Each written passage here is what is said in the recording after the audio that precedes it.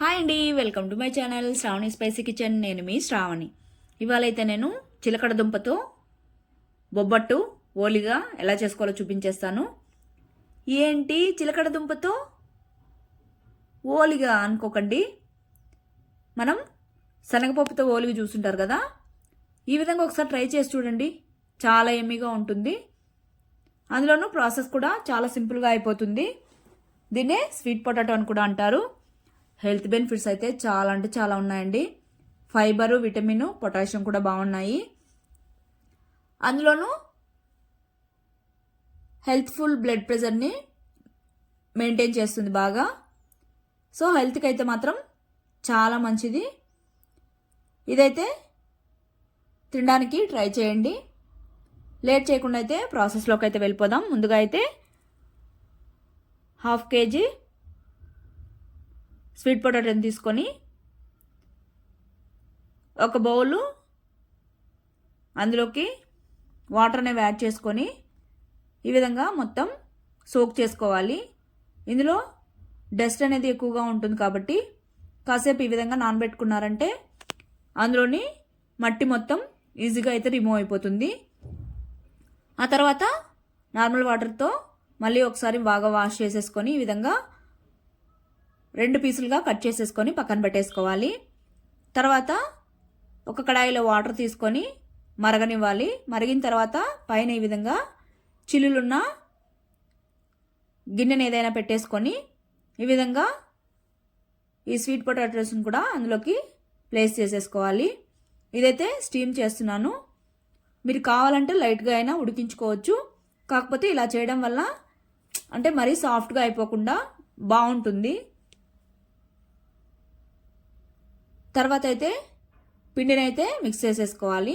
ఒక mixing bowl తీసుకొని 1 cup మైదా, అలానే 1/2 కప్పు రవ్వను తీసుకొని మొత్తం ఒకసారి బాగా మిక్స్ చేసేసుకోవాలి.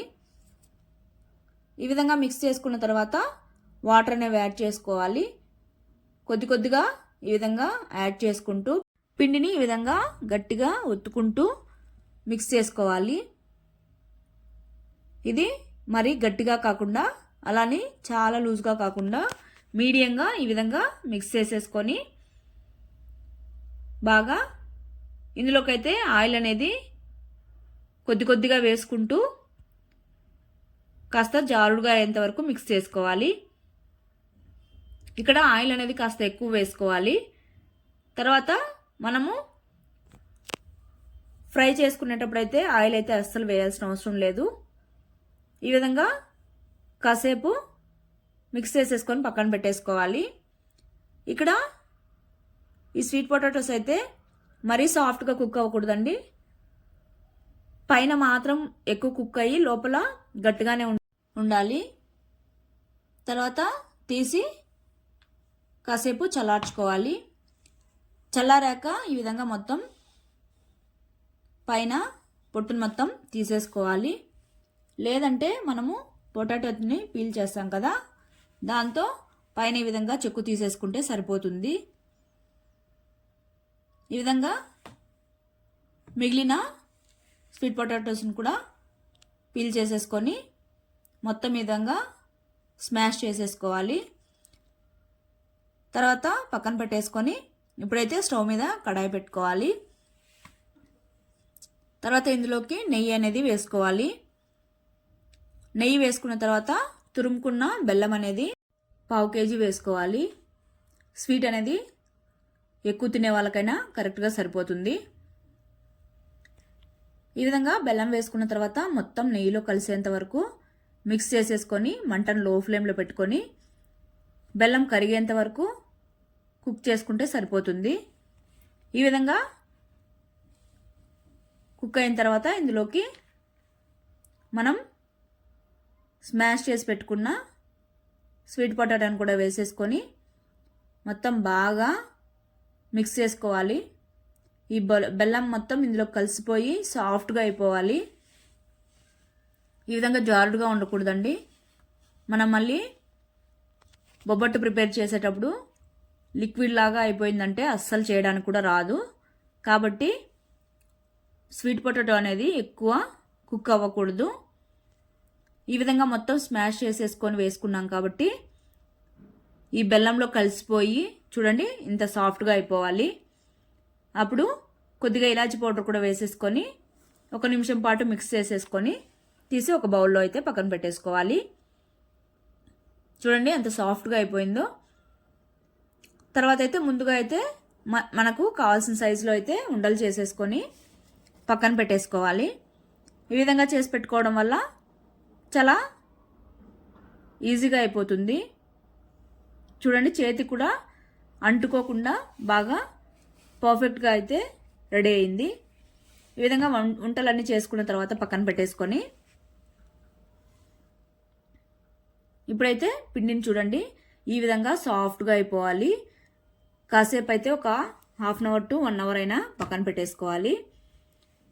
మళ్ళీ ఒకసారి బాగా మిక్స్ చేసుకున్న తర్వాత ఈ విధంగా కొద్దిగా పిండిని తీసుకొని బటర్ పేపర్ కానీ లేదా ఈ విధంగా ఓలిగ పేపర్ కానీ తీసుకొని కొద్దిగా ఆయిల్ రాసుకొని పిండిని ఈ విధంగా స్ప్రెడ్ చేసుకున్న తర్వాత మనం ప్రిపేర్ చేసుకున్న ఉండని ఇందులో ఉంచుకొని ఈ విధంగా చుట్టూ మొత్తం నేను చూపిస్తున్నట్టుగా చేసుకున్న తర్వాత ఎక్సెస్ పిండిని మొత్తం తీసి పక్కన పెట్టేసుకొని ఈ విధంగా అయితే స్ప్రెడ్ చేసేసుకోవాలి.